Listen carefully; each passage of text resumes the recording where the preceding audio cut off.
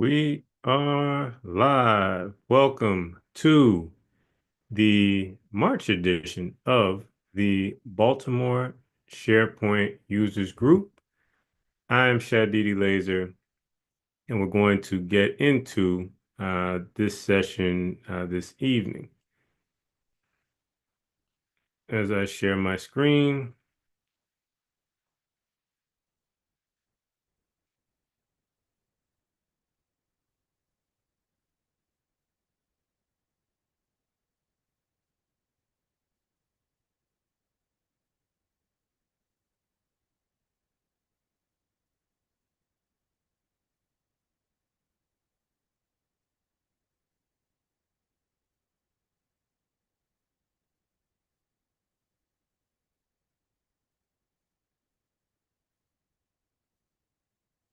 this is the March edition of the Baltimore SharePoint Users Group.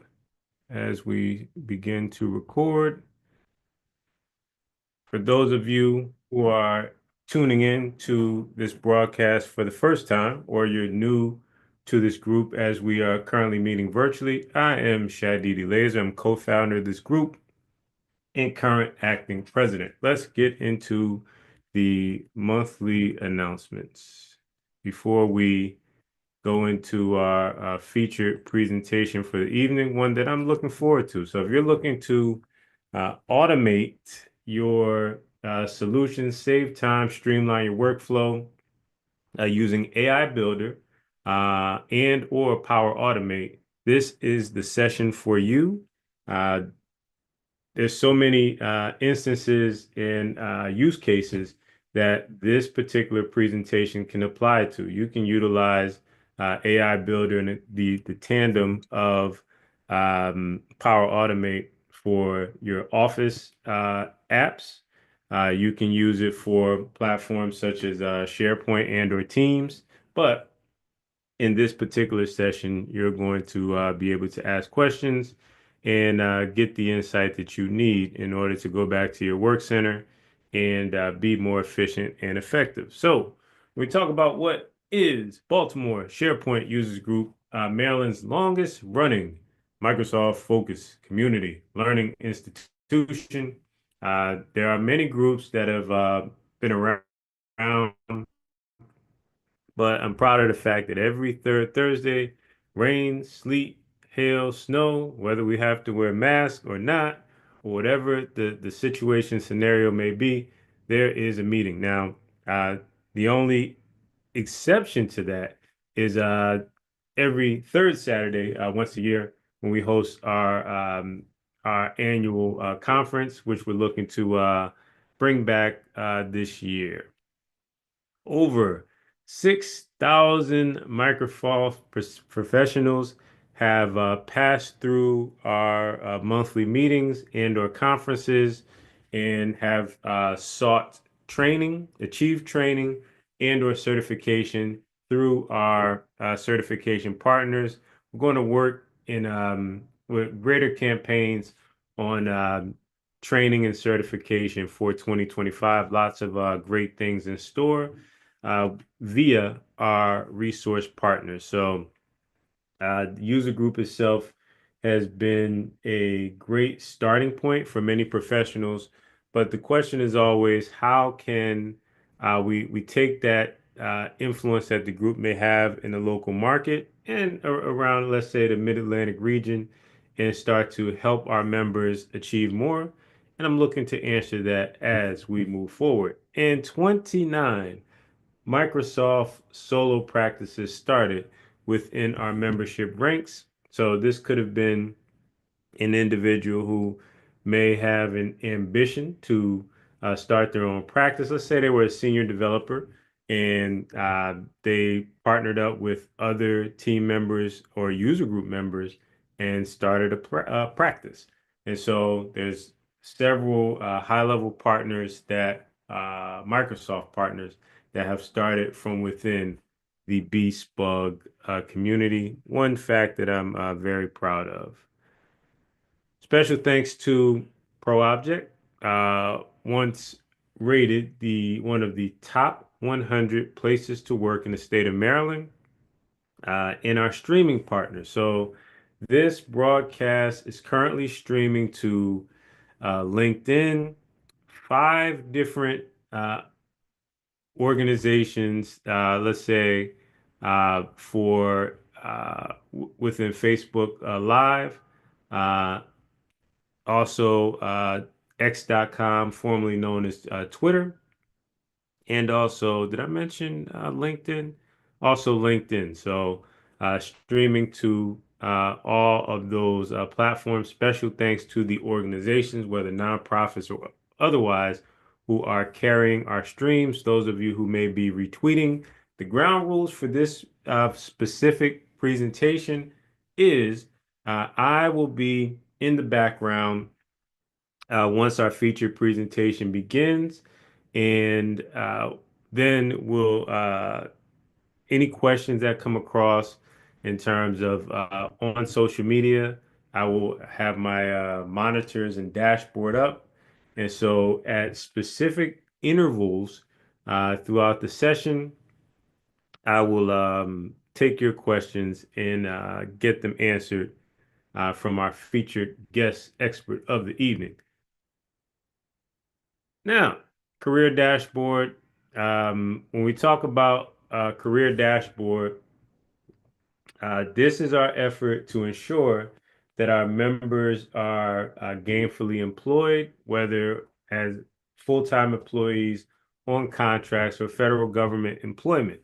And so, if you're a member of Baltimore SharePoint, meaning you've attended a user group meeting, either in person or virtual, or you've attended our annual conference. We've hosted 13 or 14 of them.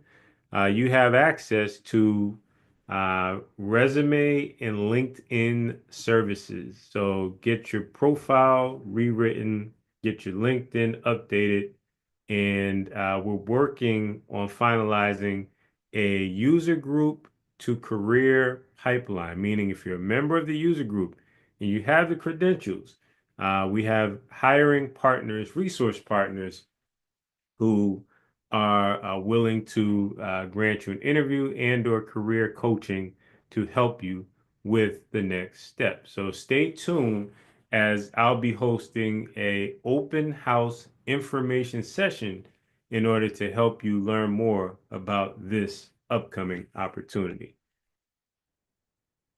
Now, community news and events. We currently have Boston Code Camp 38, the 38th Boston Code Camp happening on March 29th. Code camps are excellent ways to network within a community and learn the latest best practices in custom development within, let's say, the Microsoft community. It's also a great platform to get your public speaking skills up to speed. So I highly recommend and highly support Code Camp events and Boston Code Camp. If you're in Maryland, you just hop on Amtrak and head up the road and enjoy Boston Code Camp. Next, Community Days Philly. The organizers for formerly known as SharePoint Saturday Philly have regrouped, reloaded, and are bringing you Community Days Philadelphia. This will be August 26th, and so that will be a great event. I know the call for speakers is closed, but your attendee tickets are still available again. Uh, Another trip on Amtrak, and this is going to be in Malvern, Pennsylvania. And so join that event and take part. And the Microsoft 365 Community Conference will be taking place in Las Vegas on May the 4th. And you can find out all these details at communitydays.org. Call for speakers. We are filling up our call for speaker lineup for 2025 and beyond. And so next month we have a great featured speaker.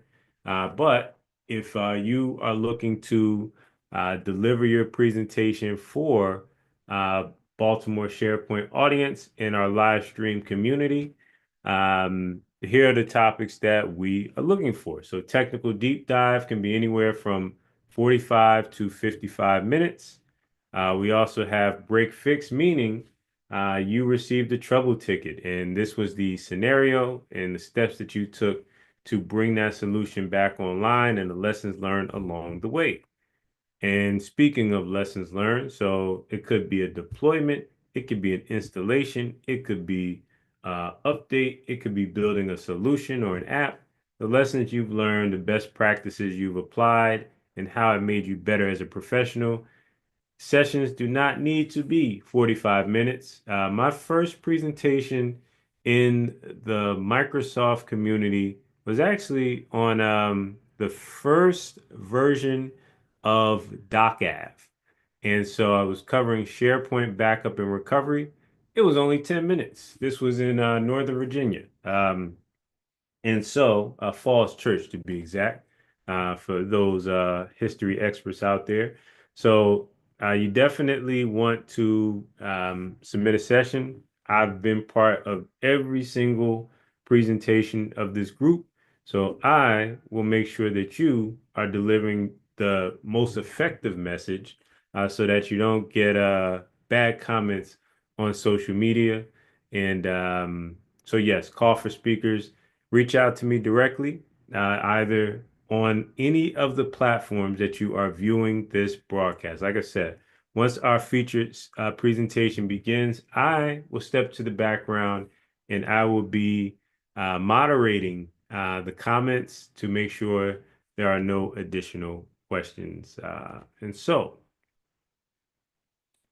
I bring to the stage the dev lead for the great city of Baltimore, and Vakul is going to be delivering how to build smarter automation using AI Builder and Power Automate. This gentleman is a longtime member of Baltimore SharePoint. I don't even remember when he became a member. It's been so long. And so he does a lot in the community with STEM, with mentorship, and has a very strong mission in terms of technology and its impact in making a difference, not only in the solutions he builds, but also empowering the next generation. So I'm going to stop sharing my screen and bring this gentleman to the stage. How are you? How are you? Doing good, Shadid, and thanks for such kind words. And I would want to start my presentation by saying that I've started coming to this group almost 15 years ago. That Whoa. time we started looking at Moss and other things, and I can say that I've learned so much. And I can even vouch for something that it inspired some interest on SharePoint. And at this point, if I'm using Power Automate in my day-to-day operations, it's because of this group. And Wow. um, and I've learned so much, and I've seen and I've met so many great people there and learned so many things. So I would like to really thank Shadid for maintaining this for so long. And I remember I used to come to that in-person sessions and seeing everyone that networking was one of the best thing that we used to learn a lot. So with that, I'll start sharing my screen and go ahead into my presentation. So, Okay, take it away. all right. So, can I start? Um, Yeah, so share at the bottom. okay. So, all right. Let me know if you're seeing this. And I'll I can start see by, we have looks like City Hall. yes. This is where I work, and I want to start by saying, like, I'm local, and I work for the city of Baltimore, and I work for the DevOps team there, and My focus lately has been mostly on Power Platform, and I've been building many of the apps which we were building in .NET applications. Now we're coming back to Power Automate and making sure that it's low code, no code solutions. And then we've been really successful in automating some of the processes which need quick turnaround. And we started working on some of those. And most of the agencies have started realizing the power of this, and they started using um, Power Platform and embracing it with two hands. Like, they started liking it. So let me go to the um, introduction. Now, AI, now you're talking, there's a lot of AI stuff, like, AI buzz is going on. There's so many careers which are being built on AI now. There are new roles which are coming, prompt engineering role, AI engineer role, and there's so many roles which are coming. And anyone who is working in a Microsoft platform or a Microsoft ecosystem or a Microsoft shop, they would love it because with the Microsoft integration with ChatGPT and with all the stuff which is happening, we are getting into that phase where we can utilize that AI along with ChatGPT and be current. So we had Power Automate for a while now, like, we've been using, and it has gained more momentum as we are using. And with Power Automate and the AI Builder, you can actually go ahead and build some very simple solutions that are very impactful for different workflows.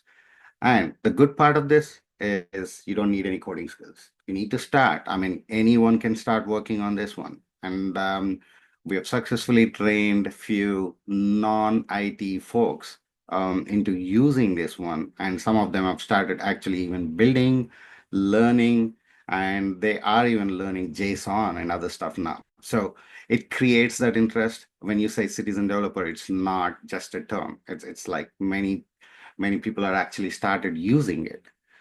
So what is this AI builder? And again, as I said, it's a low code AI tool in Power Platform.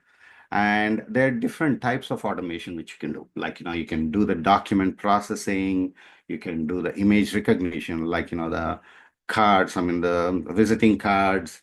And with the data you have with the historical information, you can do some predictions. And most of my focus would be on the local government, but I think that can be expanded to any platforms. Like, you can use it in the commercial setup too. But I'm trying to give you some examples on how we actually leveraged this Power Platform and some of the different use cases. So now, as we say, we are very good in using Power Platform, and it works very seamlessly. You can actually integrate that with Power Automate, Power Apps, Teams, and anything which you're working on. So, and I'll give you some examples as we move around on how we utilize that and how it was really impactful.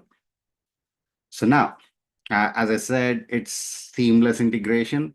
And there are two types of models which are there. There are some pre-built, like which are ready to use. Like, you go there and you could actually start building these within 5 minutes. Some are like, you can start building those within 10 minutes. Once you know the stuff, like, you can go and be productive. For some applications which need 3 months, 2 months to build, would take 2 days to build, and they're more effective. And there are also some custom AI models where you can actually cater your organizational needs that you can actually train AI. For example, I mean, I'm going to give that example later about the invoices. Like, you have a specific invoices which are coming. Most of this pre-built AI models would be easily integrated into your work process, but you can also use custom AI models if you want to train and if you want to use it for your organization needs. So, um, the biggest capability of this AI builder, as you say, for the AI is it continuously improves. Like, as you provide your user feedback, it keeps learning. So I would show one small example about training while when we jump into the demo, but there we are actually seeing on how you continuously improve the models. Now, as I said, and I'm going to show in the demo is like form processing. you can detect the objects, you can do the prediction, and you can do the sentiment analysis. And once I go to the use cases, you could actually see all of this, maybe except for form processing and object. We are more related to prediction and sentiment analysis. So why use AI Builder with Power Automate? Like, there are some repetitive tasks that you do. And I'll give one example as a small tidbit. Like, let's say you get a invoice, or you get a tax information, or you process 800-page document every 6 months or every year, or it can be a tax, or it can be any document. And for that to process, normally there would be 5 or 6 members or 6 staff members who are working on it. And there is a problem of human errors. They try to enter it into an Excel sheet, looking at the PDF, and then it's not efficient. Like, you're spending more time in it and you don't know whether you're doing any errors on it. And then there should be some emails. Once you process it, there should be an email. So while all of these are manual processes, you want to actually automate that. And most of the automation and most of the government agencies now need digital transformation. And we are actually using, and this helps in automating all of these repetitive tasks. And let me go to the next slide. Okay, here's the fun part. Now I'll try to explain some of the real world use cases that some of them are being worked on and some of them are actually completed. So let's say we have an invoice. So there is an invoice. There are invoices coming from 7 different vendors for the work which is being done in the city or in general for any organization. So we know that we have 7 vendors sending 7 different invoices. And when they send an email of invoices, or we give them a site where they can upload their invoices, or we automate in a process where you can drop those invoices into a document library or in a OneDrive or wherever it is, we should have a process where it triggers, it looks into that document, it looks at the invoice, extracts the information, and creates a record. It can be an Excel record, it can be a SharePoint automate, it can be a Dataverse, but it can be a SQL database. And then informs the user that, hey, we have an invoice and it is added, and someone has actually sent the email. What we have done till now is maybe sending an email based on the email that you're using Power Automate, but now integrating AI Builder with the Power Platform would make it more powerful because it's going to automate the whole process. And I'm going to show a small example as we go into the example for this local government automation of the invoice processing. And now, like, there is something called sentiment analysis for the emails. So now there is one pre-built AI Builder model where you actually can integrate that into some email coming. Let's say you are requesting a user to send your feedback to certain email, like, support at some xyz.com, support at baltimorecity.gov. So when they send these emails, some of them might be angry, some of them might be appreciative, some of them are neutral when they're trying to send this feedback. So what happens is with this sentiment analysis, we like positive feedback, that's good. But when you get some negative sentiment, some people are really mad about how we're doing bad. So what you do is you go there, add this sentiment analysis for that mailbox, use this AI model and alert the right users and respond to that immediately. And this can be applied to any use case scenario. And now, okay, we talk about 311 and 911. 311 is generally like, about the city services, so like trash pickup or some road has some pothole and all of those things. So based on, like, if you see there are millions of calls coming to the 500,000 of calls coming to the city government or any government setup about finding the status, finding the water bill, and all of this. So there 311 folks are really busy. And now, to make it more effective, to train the users, to train the employees who are actually taking the calls, they need to know they need to know about the prediction. Like, they need to know which one has more probability. Let's say there are more people calling about the water bills, the more people calling about the potholes, then and you act accordingly. So that was one of the other use case that we could actually use, like, based on the data. And I'll show you one other example where you could actually build on your own, not being working in the city or anything. There's some open data which is available. If you want to play around with that, you could actually take that data and build a model and try to see how it works. Now, as I given an example about processing multiple tax records. So there is a case where there are 800 pages of tax records of everyone coming, and that needs to be processed. So how are you going to extract that? How are you going to work on this one? For that, this AI model is going to be really good, and it's been done as a proof of concept, and it worked really well. Is it can process 800 pages document and build an Excel sheet for you, and all the employees who are working in the finance department are very well versed with an Excel, and they can take it up rather than looking into each document and validating it, each page and validating in the PDF. They can go directly and start working on those. So, I mean, these are one of the use cases, like, these are the real time use cases. And they are, like, in an agency, there might be multiple purchase order requisitions. And sometimes all of these requisitions are sent in an email. No one can track it. No one knows where the status is.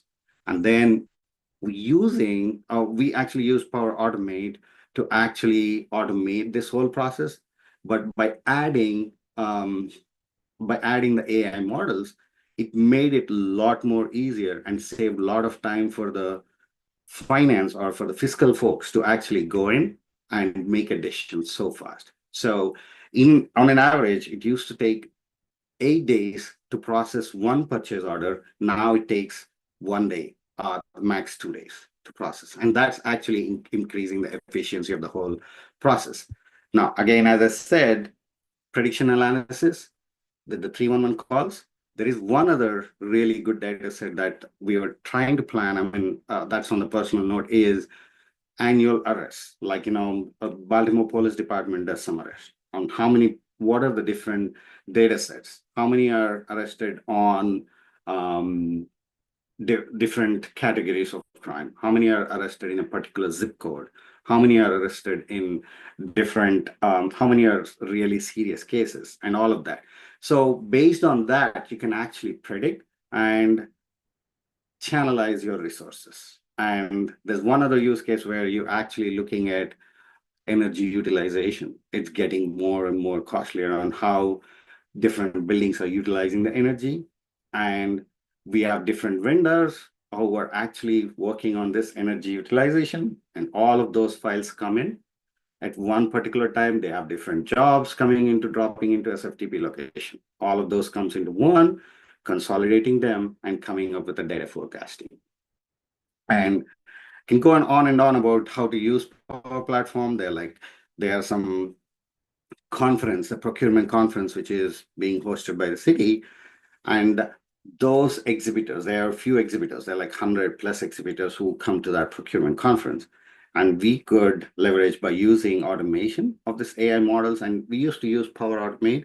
Now we can actually use the automation using AI models based on the applications they send, based on the validation they send. So all of these real world use cases are actually used to make sure that we are utilizing this AI in the proper way to improve the efficiencies.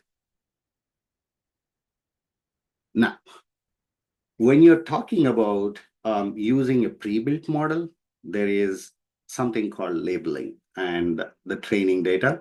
So when you're using the custom AI models, most of the cases, pre-built models would be the best case scenarios where you can actually use. But for your more personalized needs, you can actually use custom AI models. There's something called labeling, and I'm actually going to show that too. And those clearly labeled data would improve the efficiency, like the accuracy. And we actually didn't use much of it, but actually these are really helpful. Like, and when as we started using more and more diverse data, we actually started seeing very very good training, and the performance of that AI model started increasing, and it also started giving more accurate results. And I'll actually move forward and show that. Um, Let me go back to the demo, and we'll come back and um, talk about the licensing and other things as we come back. So dive into the um, let's dive into the demo part. So let me go ahead and stop sharing the screen for a quick second. Um, But really quickly, a question. yeah, Lisa from YouTube asked, are there any limitations to AI Builder that new users should be aware of? yes. I'm gonna come up with that. One of the big problem with all of this is you never know how many credits you're using. So you have to keep monitoring your usage. And you have, I mean, again, I think I'm still sharing. Um, in that part, when you are, am I still sharing, Sudhir? You have your PowerPoint slide of AI Yes. build licensing and Yes. AI Builder credits. Yes. I'm coming to that point where all of these models use varying credits. And I'm going to show a site where how the credit works. So let's say, yeah, I mean, we have 18 invoices that are processed in a day, and that takes about 540 invoices a month.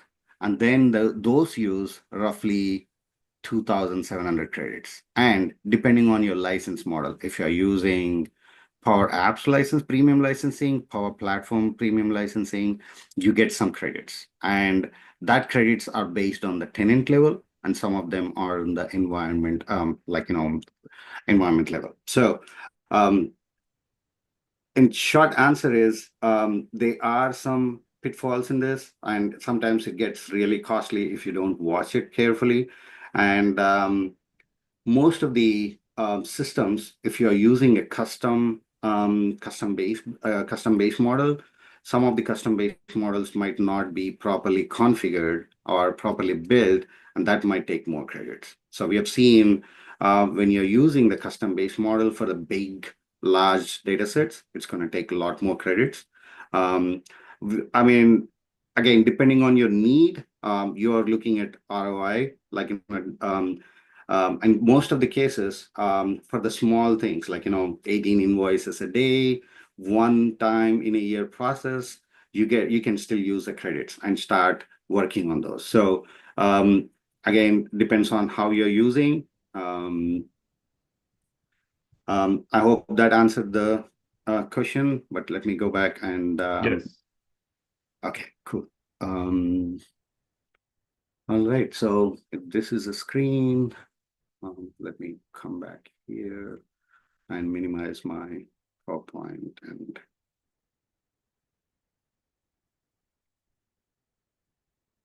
okay, so let's come to the um, Power Platform. Now, I'm going to show something which is on the government tenant. So as you can see, it's make.gov. So when you're looking at the government tenant and when you're coming back to the regular ones, you would be surprised on how many we actually see. There's um, so many models which are shown on the commercial tenant just because it has to go through the stricter data residency and privacy requirements. So we are actually looking at something called extract information from invoices. So this is the model, which is a pre-built model that we were actually trying to use, and this actually fit the requirement perfectly on the way we wanted. So the use case here was there was invoices coming in, and there were multiple line items in that. And the regular invoice processing was very easy on trying to get there and just try to get the information. But when you have multiple line items, it was really tough to get that information to process. So there were two solutions. One was to use C Sharp, to get process. I mean, look into that, get the process. I mean, get the all the line items, dump it into the SQL Server.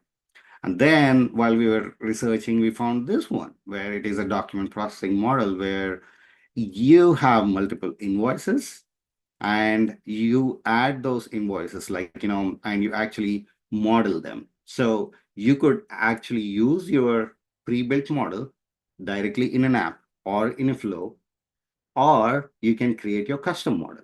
So as we are talking about the custom model, I have something which has still issues and I left it just for the reason on how we're going to do it. So this is in the draft mode, but I'm going to show you why it was still left and there were some issues in there. As we opened this, what we did was we had some, let's say, 8 vendors coming in. And what you do is, there you go. So we have different invoices. Now you come back here, you're actually looking at some of the invoices which are coming directly from the Microsoft itself. They give us some things, but as you move forward, when you go to the information to extract, by default, most of these are already processed by Microsoft, and it actually did a very good job in trying to get all the items. As you can see, by default, any items which are in those would be moved into this, and you are actually looking at 29 different fields, and then you can actually add some of the fields which are configurable for you. Like, if you're trying to capture the signature, if you're trying to capture some date field, you can still add. But in most of the cases, in most of the invoices which we tried, the default model actually worked. This custom was to just show for the demo. So as we move forward, as you can see, you can create a collection. This collection would be mostly like a template where you can add multiple things, multiple documents. And once you add multiple invoices, which are like different templates, these are more like templates that you are adding. Then once those documents are added, 5 is the minimum for the collection. And then you go to that, there is something called tagging. These tagging of the documents are making sure that you're teaching that it is correctly processing. So if you see this one, and if I'm highlighting on purchase order number, it's highlighting something here. So the mapping it done by default is this one. So you either go there and you can actually remove that tag if it is not properly tagged, or you can leave it, or you can not available in this collection. So we go ahead and review each one of these. And in most of the cases, it actually picked. So now if you see this one, and I'm trying to do here is this continue tagging is like you go and sometimes you tag this to the vendor address. So most of these are to actually train this model to see if they are working fine, like most of these cases. And as we move forward, like, if you see the line items, they are all coming correctly. And just make a note that this is a custom model. I mean, even with the pre-built model, it's very easy to process this one. And then all you do is next, and this is the one. So sometimes you have some of the tags which are not right, and then you would have to go back and train that. So as we move forward, and if you see all of the 5 documents which we uploaded had shipping address and shipping address recipient. So you are putting in diverse documents, like in a different set of documents which are not matching. And then once you clear this error about the collection in the model with the default tags, and I deliberately put in that, and then once you come back, delete those, and then this training happens. Like once you click on a train, this train will actually prepare your model to be used. And this is specifically for your own data sets, like for your own documents. And then once the train is done, the model will be ready, and then you can actually use it. And as you can see here, anything, I'm not gonna correct it right now, but as you can see, when you go to the AI models, you could actually see that one already available. And when you go back and use this, you can directly use that, and you can even set the expiration date for that. But for this model, for this demo today, I've actually chosen predict extract information. This is a pre-built model. It actually worked really well for us. And I'm actually using the sample invoices that you could actually use. So let me come to the flow. Let me give you the scenario on how this works. So we went there, create a document library called invoices, and it has a name of the document, and it is attached to it. And you can have the status, and you can actually go back and change the status to any of this: pending approval, approved, paid, or rejected. And then amount due, profile, the vendor name, and when is the invoice date, and when is the due date. And obviously, this is again a inbuilt one. Whenever it is due date, it becomes right, and you have the order details. So now what happens is, the model which I'm trying to demo today is, when you come here, when a file is created, when a file is created in this site, in this library, it actually gets the file content, which is the PDF which is entered. And I'm using the pre-built model to get the data which is in that file content, and that can be an invoice. And once that is received, we have a model, and you're actually extracting that information and adding it to the document library. And there is an extension to this. I'm stopping here just in the interest of the time, but there are different things where once this is done, all of this information is put into a SharePoint list.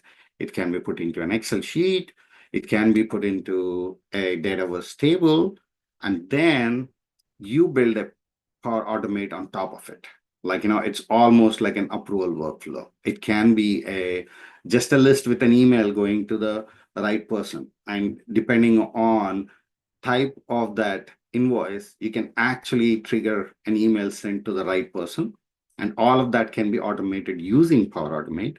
And once that is done, all you have to do is just work on this one. So I'm going to show a simple demo on that one on how this can be done. All I'm going to do here is upload. And I'm going to upload something which says invoices. And I'm going to go any invoice, let's say purchase orders. I think, let me go for something 20% tax. I'm going to go 20 tax 7. And I'm already, it's already done. So file 7, or okay, I'll go for 10 and open. Now what's happening is, this document is already available. And once it is uploaded, there is something that's going to happen behind the scenes, is this is being processed with Power Automate. And as soon as we've done that, we actually invoke this one, and it will actually go in and try to get all the details which are in here. And it takes normally 1 minute, around 1 minute to actually start and finish these things. And then you could actually see all of this information coming here. And that would be the demo. I think you could do, there are multiple options as you move forward on how to use that and how to implement in the way you want. It can be customizable, it's robust and everything. So as we do it here, let me run this. And if you see, it's running. And what happens at this point is, a file is added, file content is received, and this is the name, and it is processing. And all of this information is being captured. Now it is processed, and it will be saved into the invoices library. So we just went back there and did that. And now once we come back to the site and just do a refresh, you actually got that. You got the amount due, which is the vendor, invoice date, and the due date. Now, as we move forward, and I'm again using a simple demo here, you come back here, you can add any contact here. Like, I can come back in editing grid view. You can add, as you can see, you can add here, and then that would be it. And then depending on the order details and other things, this can be extended to actually go and add as a list, as an Excel, and into the SharePoint. So with that, I think this is the capabilities on how to use that. But as we move back again to the AI models, so there are many things that are actually using the credit. Some of these, as I talked about, the future predict outcomes from the historical data. So now what happens in this one is, as I talked about, okay, let me share the screen and talk about data.balance.data.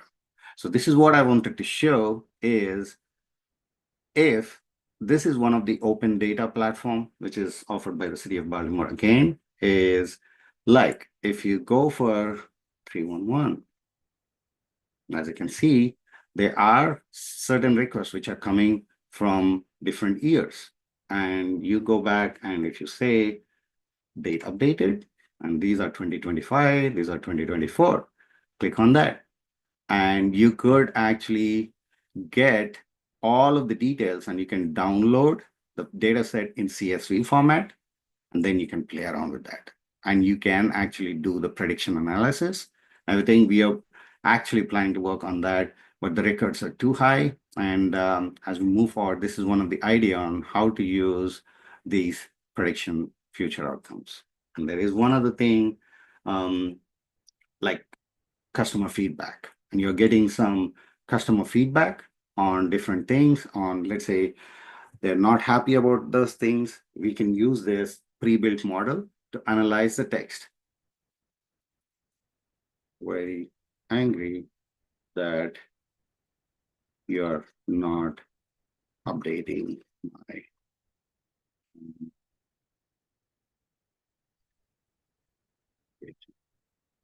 or something like that, and it actually shows that it is an issue.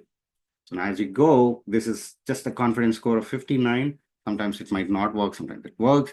But as you move forward, and if you see random sample, you actually get all of this. And this model is to actually look at your different text, try to use it before they are providing you all of this. And as you say, pleasant experience, it is a compliment. So based on what customer feedback we get, if it is like a negative feedback, you can process and send an email to other one. That's one of the other use case that we can actually build on this one. So coming back again to our AI builder credits. Now, all of these are credit-based system, and these are renewed monthly based on your subscription. And as you're using different models, like, invoice processing would take around 5 credits. And if you are trying to get a handwritten thing, that might take 6 credits. So depending on which model you're using, you get varying credits. And a free trial is available for you if you want to try, but you should have a school or a work account. And the biggest thing is, like, you have to use this one. That's one of the alert that if you are not careful about your whole process, you might actually use up all of your credits for your whole tenant. And you have to be very careful about that and keep monitoring the usage. And as you can see here, there is a number of AI Builder credits on how many you're getting. Like, there are some AI Builder add-on credits. You get number of credits. If, like, there are none rules, but if you are, like, let's say most of the users would go for Power Automate Premium, and you're getting this amount per tenant. So number of credits are 5,000, and they're coming in the units. So while you're doing this, be careful while you're processing this. Even for playing around in the test environment, some of the credits will be gone. So just be careful while you're using this one and make a note, and you keep working with your Power Platform administrator to make sure that you are actually using it for the right purposes. And with that, I think I done with that. And Shri, have you seen any questions now? Yes, one moment. Yes, have to go to different screens here. Uh, okay. Um, Raj from YouTube asked, for those already using Power Automate, what is the easiest way from your perspective? Because there's more than one way to accomplish anything, to integrate AI Builder into existing workflows. Okay, so again, I think I'll have to go back and start sharing the screen again to show how that works.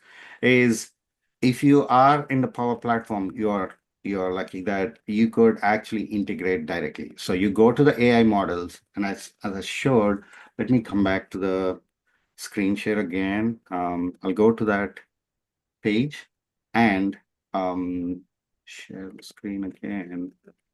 Okay, here's the one. So whenever you are seeing some some of the pre-built model, you go to that pre-built model and you click on that. And when you say use pre-built model, you are, oh, I'm actually sharing. Okay, maybe I was Okay, not. I can see it now. Okay, Yes. so whenever you're using any of the, okay, let me start from the beginning that any of the pre-built model which you're trying to use, click on that and go for the drop down and try to say use in your flow and use in your app. But what happens is there's one other alert.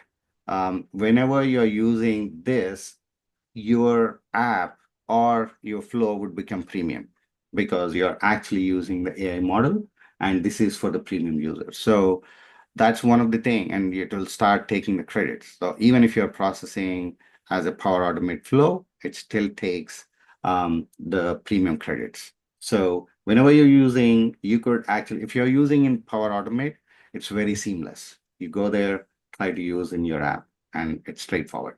And if you say, like, let's say I want to use it in a flow, it actually creates one of the flow for you. And I'm showing you now on how you could directly use that. As you can see, Microsoft Dataverse, Office 365, and once you get the permissions, all it does is it creates one thing for you. And you can actually go back and save it.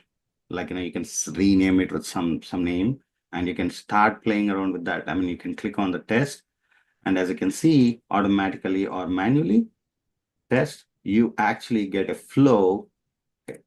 It's permission. So you can actually import an invoice file here and start using it. So if ever you want to use a pre-built form, you can, if you want to play around with that, you could actually use the pre-built model, and it gives you, right now it's showing as a manually trigger, but you can add your own steps here, and you can let this AI model use this. And in this model, it's actually taking the invoice file. It can be a PDF, JPG file. It's going to process it. It's going to actually then extract the description and different items and then send you an email. They are doing all of this for you along with the confidence level and everything. So if ever you want to use it, you could just go ahead and start using it in few minutes, like now. Okay. We have this is a good question, especially when you talk about agency work. And so John from Twitter asked, how does AI Builder handle security and compliance, especially for organizations dealing with sensitive data? So we, especially when you're going with the government data, you have to go with some like specific regulations, and you're going with some security standards. So you being in a gov tenant, itself has so many restrictions. Like, I think we talked that in multiple sessions here, that most of the government tenant apps, like, things which you're seeing in the commercial tenant would take a year, sometimes a year and a half to come to the Gov tenant. And because it has to pass many of the FedRAMP certifications and all of that to make sure that it is actually um, it's actually meeting all of this privacy requirements and also like the data residency. So when you're talking about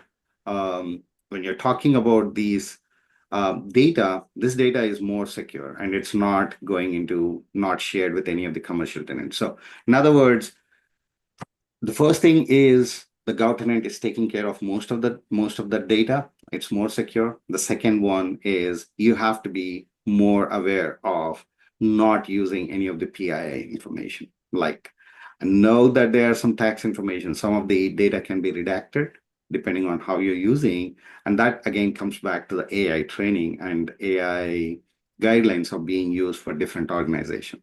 But one has to be more personally responsible on which data is being fed into this, though it is on your own tenant, and they are um, different environments, like, depending on, like, as I'm showing here, I mean, I didn't show the screen yet, but um, they are different environments which are being used in different environments, like, different tenants. So you actually compartmentalize all of your flows and AI processes within those to make it more secure even within your organization. That's another complete different session on how to use environments and how to use pipelines on make sure that you have dev, test, and prod. But there are quite a few good documentation available on how to use all of this. Um, I think that's a completely different session on different type of security and best use cases on the security of using Power Automate. That was a good question. Okay.